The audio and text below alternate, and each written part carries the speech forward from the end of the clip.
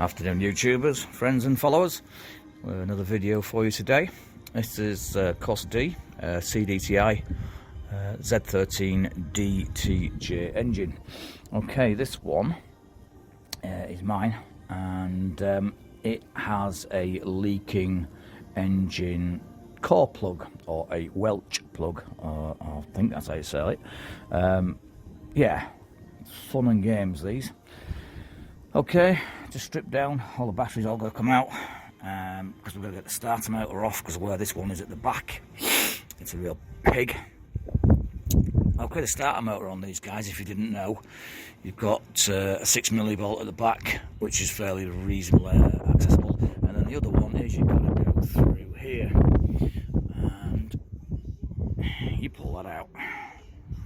Now that's scary, because if you drop that in the gearbox, I dread to think. But anyway, I'm going to poke that back through that hole in there. So let's just have a quick look underneath and I'll show you where we're at. Oh, not the greatest of jobs to do on the floor, guys, without ramps, etc. So as you can see, we've got the starter motor off. It's as tight as anything in here. So all the cables out of the way, and the one that's leaking is that one. It's a pinprick of a hole, however, it's enough for it to leak enough water that it'll probably blow up the engine because it'll overheat. So we're getting it out while we can. We've got the core plugs already. I'm just hoping that that is not going to be a real pain in the arse to get out, because there's not a lot of room in here. Okay guys, I'll get back to you when I get somewhere further with it. Okay guys, welcome back. As you can see, we've got more progress. We've actually got it to turn, which is great. Okay, just a little pointer. It was tight. I'm not going to say it wasn't. It was a bit tight because there's just no room in here. I managed to get the blowtorch in just to warm her up. As you can see, you can just get her in, get a bit of heat in there, just to try and ease things along, and that definitely did help, because I was rattling on that with the old hammer and the screwdriver, and it just wouldn't go. Well, we got there in the end. Just got to get that out now and get the new one in. Okay, be back soon, guys. And okay, this is the old core plug out. Let's just have a little bit of an inspection on this. Now then, I'm not convinced that that size of that hole was original. I think I probably made that a little bit worse by extracting this core plug. Let's just have a little look at that. There we are.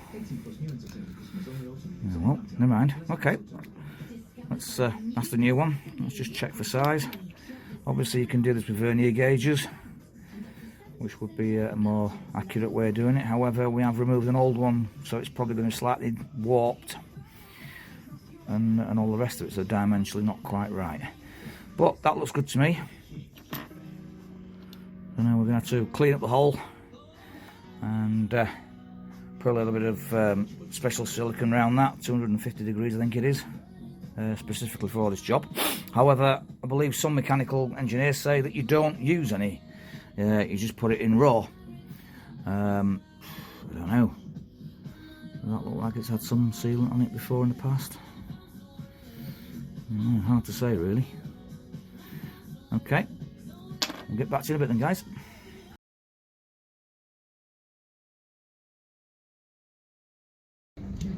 Okay guys, we're back again, and we're in. That was a bitch. I'm not going to say it wasn't, it was. It's just literally because of the room that we've got. There's just no room. So I do envy you guys with the garage, with the ramps, and all the professional kit. Yeah. Anyway, that aside, I just want to show this for you, just to help you guys out there. Okay, I actually bought the kit. It wasn't off eBay. This was actually via a Google search. Good company this. They sell it as a kit for the CDTI. Okay, that's all the plugs for all the engine, by the way. 13 quid, I think it would, including postage and all the rest of it, VAT. Right, here's one for you. If you don't want to buy them like that, you want to buy them one by one, 25.2 is the OD, and that's for this engine. Can't say that it's going to be for the same for yourselves, but it is for this engine. Now then, you can get proper tools to do this, but we're not in that field. That is a spark plug socket, and it just happens to fit just nice in there. Now we do know that is not the correct way to insert them. You're supposed to use all your knocking efforts on the external rim of that, so you're going to damage it if you go too much. So I don't recommend you bang heavy. However, I found that I had to put it like that because of the access egress into the engine there, just to get it into the hole, get it not seated, but get it into the hole without it falling out. That's what I did. I used that one, and then moved on to a is it 17 or 16? 17 milli that fits just nice over the top to knock it in. That knocked it in flush to the engine. Now, when I took it out, it was slightly further in, so I just popped that back in there because we know we're going to go fairly gentle. Just a couple of extra little taps, nothing heavy, just to seat it where it needs to be, and that's it, we're done. We've just got to fill her up with water and put it all back together and pray it don't leak. Alright then guys, so by the way, that's the little bit of grease that sorry, not grease, a little bit of silicone that we got for this job that was recommended for it. So hopefully we're using the right kit. Alright then guys, back to you in a bit when we've got it all back together and get the engine running all up to temperature.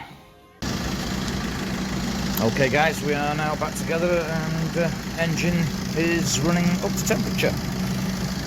Yeah, looks like it's been a good repair. Level's not dropped down, and I don't think we've got any leaks, which is all good. Can't see anything there. That's good. I have been bringing the engine revs up to about 3,000 RPM as well for a second or two, just to put her under pressure. Well, we're happy. Good repair. Overall, I think time-wise, about 3.5 hours. That's for this job. Obviously, as you can see on the drive, no real specialist tools, and not the full 100% knowledge of how to do it. So I've learned something. Good stuff. All right then, guys. If you've got any comments and any questions that you would like to ask, if I can answer them, I'll try and do so. Other than that, thanks for watching, and see you all again.